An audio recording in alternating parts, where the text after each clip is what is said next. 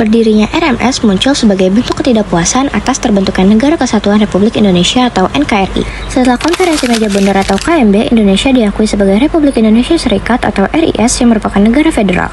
Maluku Selatan berada di bawah wilayah Negara Indonesia Timur atau NIT. Proses kembali ke bentuk Negara Kesatuan atau NKRI yang dilakukan oleh Jakarta saat itu memicu penolakan dan perpecahan, khususnya di wilayah Maluku. Sebagai reaksi terhadap pembubaran RIS dan pembentukan NKRI, Republik Maluku Selatan diproklamasikan pada 25 April 1950. Tokoh utama di balik proklamasi ini adalah Dr. Christian Robert Stephen Somokil. Sebagian besar yang mendukung RMS adalah anggota militer yang merupakan sisa-sisa dari KNIL atau Koninklijk Nederlandse Indisch Leger atau Tentara Kerajaan Hindia Belanda. Mereka yang pro-federalisme ini menolak penyatuan kembali Maluku ke dalam NKRI dan memilih untuk mendirikan negara sendiri. Kronologi kejadian Republik Maluku Selatan atau RMS. RMS muncul setelah Indonesia kembali dari bentuk Republik Indonesia Serikat ke Negara Kesatuan pada tahun 1950. Sebagian tokoh Maluku Selatan merasa kehilangan kedudukan dan khawatir wilayah mereka tidak mendapat perhatian dari Jakarta. Tokoh utamanya adalah Dr. Chris Somokil, mantan Jaksa Agung Negara Indonesia Timur. Pada 25 April 1950, ia memproklamasikan RMS di Ambon dan membentuk pemerintahan sendiri. Pemerintah Indonesia menganggap ini pemberontakan dan mengirim pasukan APRIS untuk menumpasnya. Pertempuran besar terjadi di Ambon hingga akhirnya kota itu berhasil direbut. Somokil kemudian melarikan diri ke Pulau Seram dan melanjutkan perjuangan secara gerilya selama bertahun-tahun. Sementara itu ribuan mantan tentara KNIL asal Maluku dipindahkan ke Belanda dan mendirikan RMS versi pemerintahan pengasingannya di sana. Pada tahun 1963 Somokil tertangkap dan dijatuhi hukuman mati pada 1996, menandai berakhirnya kekuatan bersenjata RMS di Indonesia. Namun secara simbolis, gerakan RMS masih hidup di luar negeri dan sekali muncul lewat aksi pengibaran bendera di Maluku. Hingga kini pemerintah Indonesia tetap menganggap RMS sebagai gerakan separatis yang sudah dipadamkan namun masih diawasi. Sekarang kita masuk ke tokoh-tokohnya. Yang pertama ada Dr. Christian Robert Stephen Somokil atau bisa disebut dengan Somokil. Jadi dia mendeklarasikan 25 April 1950. Dia menyatakan bahwa RMS sebagai negara merdeka dan berdaulat, terpisah dari NKRI maupun RIS. Selanjutnya ada Dr. Johannes Leimana. Ia dikirim pemerintah RI untuk melakukan misi diplomasi ke Ambon pada Mei 1950. Namun, upaya mempertahankan proklamasi kemerdekaan lewat diplomasi gagal. Setelah kegagalan lewat jalur diplomasi, pemerintah RI bergerak lewat jalur militer.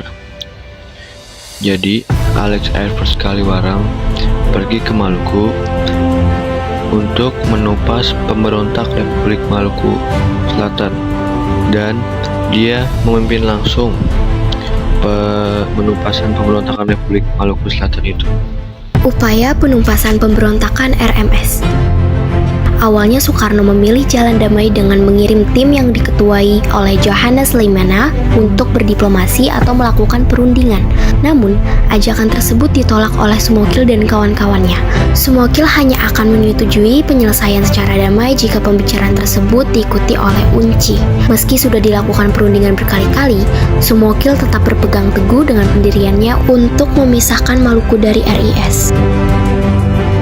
Gagalnya perundingan damai dengan RMS, akhirnya Presiden mulai menggerakkan kekuatan militer untuk memberangus separatisme di Maluku, dan Kolonel Alex Kaliwarang tunjuk sebagai pemimpinnya. RIS mulai merekrut anggota bekas KNIL ibarat ajang penembusan dosa terhadap Indonesia. Mereka ditugaskan untuk melawan pasukan RMS. Pada 14 Juli 1950, pasukan APRIS sukses mendarat dan mulai menyebar ke penjuru di Pulau Buru. APRIS dalam operasi penumpasan RMS terbagi menjadi 3 kelompok yang diketuai oleh Mayor Ahmad Wiranata Kusuma, Letnan Kolonel Slamet Riyadi, dan Mayor Suryo Subandrio.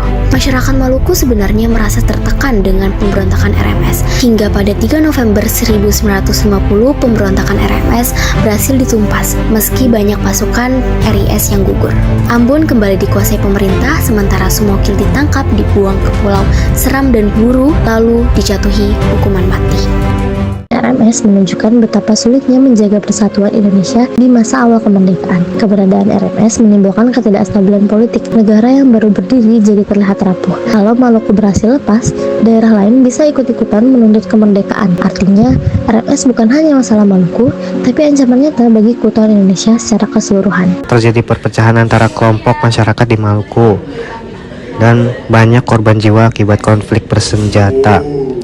Yang ketiga, aktivitas ekonomi masyarakat terganggu karena situasi keamanan tidak kondusif. Yang keempat, integrasi nasional menjadi salah satu ujian berat bagi Indonesia untuk mempertahankan keutuhan NKRI dan memunculkan kebijakan pemerintah yang lebih tegas dalam menghadapi gerakan separatisme. Walaupun pemberontakan bersenjata RMS berhasil dipadamkan, dampaknya tidak berhenti di situ. Sampai sekarang, kelompok pendukung RMS masih aktif di Belanda. Mereka rutin mengibarkan bendera RMS dan memperingati hari kemerdekaan versi mereka. Hal ini seringkali menimbulkan gesekan diplomatik antara Indonesia dan Belanda. Bagi Indonesia, tindakan ini tetap dianggap sebagai gerakan separatis yang mengganggu kedaulatan negara. Dan bagi masyarakat Maluku sendiri, sejarah RMS meninggalkan jejak panjang. Ada yang masih menaruh simpati, tetapi banyak pula yang memilih tetap menjadi bagian dari Indonesia.